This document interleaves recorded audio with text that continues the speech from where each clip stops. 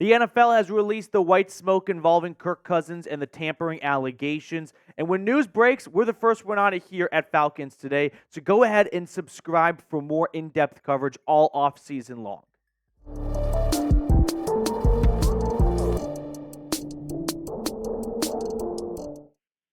The tampering investigation has come to an end, and the Falcons have been docked a draft pick along with a lot of fines. So we're going to break it all down on today's video. But the tampering punishment involving Kirk Cousins, along with Darnell, Mooney, and tight end Charlie Woerner, have been announced, and the Falcons have been stripped of their 2025 fifth-round draft pick. The team was fined $250,000, and Terry Fontenot, the GM, was fined $50,000. So we can just kind of take a moment right now to catch our breath, sigh of relief, and go, you know what? Fifth round draft pick and money that does not belong to us seems like a pretty good outcome for something that some people in the world were thinking would go way, way worse. We can also take a moment to go, God bless you, Rich McKay. May not provide a whole lot of good things to the Atlanta Falcons or Atlanta United, but he does work in the NFL front office in a handful of committees and whatnot, and I've got to believe his presence helped at least a little bit because I won't name names until a little bit later, but some people thought this could be a first or second round draft pick forfeit. For the Falcons to come out with fifth round pick being forfeited and fines that we don't give a shit about, that seems like a huge win for Atlanta. Now, Tom Pelissero was the first one to break the news, and he tweeted out something that I want to share a little bit of with you guys. He said, the violations are considered logistical/administrative, such as making travel arrangements after players agree to terms, and did not involve contact prior to the negotiating window per sources. Well, we can also take a moment right now to just pour one out for Mike Florio because God knows how many articles he wrote talking about the Falcons and the Vikings swapping first-round draft picks, and he had a whole bunch of punishment ideas because his poor Vikings lost Kirk Cousins. But the administrative and logistical part by Tom Pelissero, in English, basically what happened with the Falcons is you've got a legal tampering window from Monday to Wednesday of the first week of NFL free agency, and then NFL free agency officially starts on that Wednesday at 12 p.m. Eastern. And the Falcons were talking to players. When I say the Falcons, I mean like team representatives, head coach, GM, etc., during the legal tampering window, that Monday through Wednesday period when team front office execs can only talk to player agents or players that represent themselves. So clearly the Falcons in these findings were talking to guys like Cousins, Darnell, Mooney, Charlie Woerner directly during the legal tampering period when you are not allowed to, but the investigation did not find that they were talking to the players before the legal tampering opened up. And had they been, I think it would have been a much more severe punishment than just a fifth-round draft pick. So the Falcons do get caught, but fifth-round draft pick and some fines, that you can live with no problem. Now, before we get further on in today's video and break it down in more detail, we do have our live show coming up in just a few short hours where I will be atoning for my incorrect Dallas Turner draft prediction, 5 p.m. Eastern. It's going to be a drunk live edition of Falcons Today. It's going to be fun. I'm actually looking forward to it. I mean, hard not to be a little excited about hanging out with you guys, but I don't think it's going to be a frat house party like maybe some people in the comments think it will be. So, come hang out with us, 5 p.m. Eastern. Throw tomatoes at me and maybe take plenty of shots on the company dime. Okay, let's talk about what the future of the draft looks like for Atlanta following the forfeiture of their fifth-round draft pick. They have 5 picks now for the 2025 NFL draft. First, second, third, fourth. They no longer have the fifth. That goes into thin air.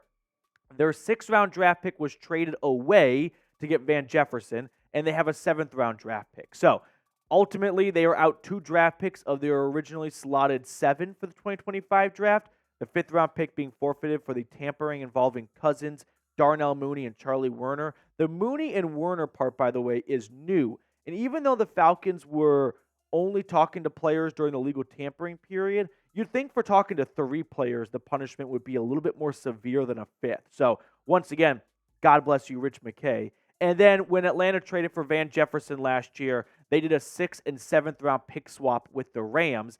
but they don't have an extra 7th because they gave that up to get Kentavious Street. So that's why the Falcons don't have a 6th-round draft pick and only one 7th-rounder.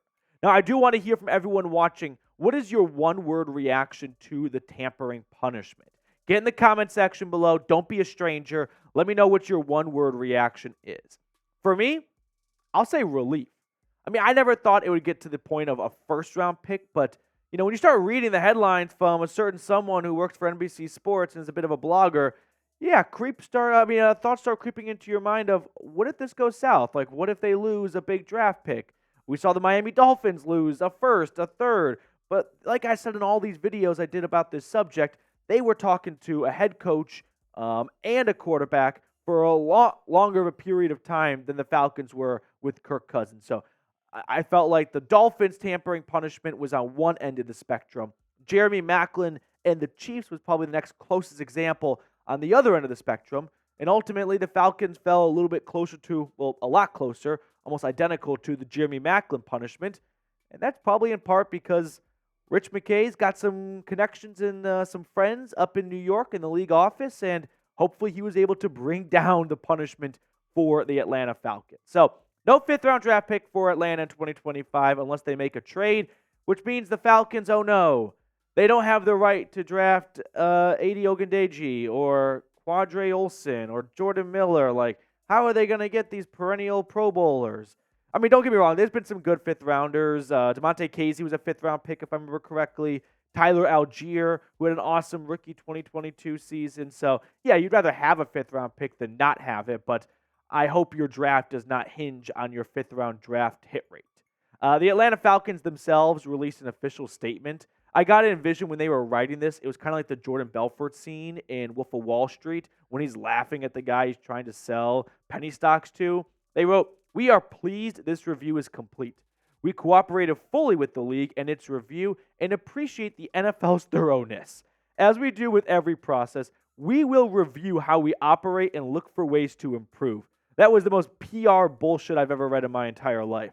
We will look for ways to improve. No, you're not. You guys got away with a little bit of the rule breaking, and all it cost you was a $250,000 fine, which is a drop in the bucket to billionaire Arthur Smith, and a 5th-round draft pick. Which, yeah, sure, that's not nothing, but it's a 5th-round draft pick. Let's not cry over a 5th-round pick being lost. So ultimately, the Falcons able to secure Kirk Cousins on a 4-year, $180 million contract, despite talking to him on the earlier side. No biggie.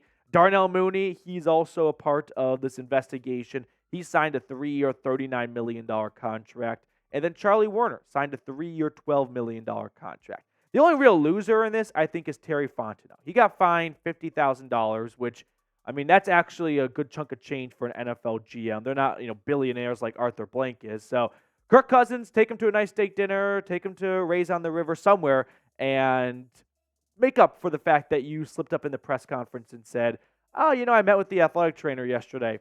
Oops. Can't say that because you could not have met with anyone in the facility yesterday because you cannot talk to anyone during the legal tampering period. Only your agent can. So I feel a little bit bad for Terry Fontenot because I'm sure all teams do some level of tampering when it comes to free agency, and you just got to make sure you don't get caught, right? It's a little bit like college football at times where everyone's sort of doing it, maybe some more than others, but when people get caught, it's a little bit of, all right, well, let's not act like your GM doesn't tamper from time to time as well. Before we sign off and get you guys back to the rest of your day, one more reminder. We will be live right here on the channel, 5 p.m. Eastern. We're going to break down some other Falcons news and rumors and whatnot, but it is the punishment live for me saying Dallas Turner is a Falcon. Still sometimes can't believe that happened. We had a new guy come into the office today, and he was like shadowing me this morning. He's like, "What are you doing?" And I was like, "Well, how much time do you have? Because there's this Alabama edge rusher I thought was going to be a Falcon." He's like, "I thought Dallas Turner's a Falcon too." And I'm like, "See, it's not just me." So unfortunately, he is not. So punishment time to serve the time for the crime. All right, that will do it for us on this edition of Falcons Today. Thank you guys so much for tuning in. If you have not subscribed to the channel, make sure you do so. Join the largest Atlanta Falcons YouTube channel out there, aside from the actual Atlanta Falcons YouTube channel. And make sure you stay locked in for the best Falcons news and rumors coverage from start to finish. the entire 2024 NFL offseason as we kind of enter the dog days of the NFL offseason, but still plenty to talk about.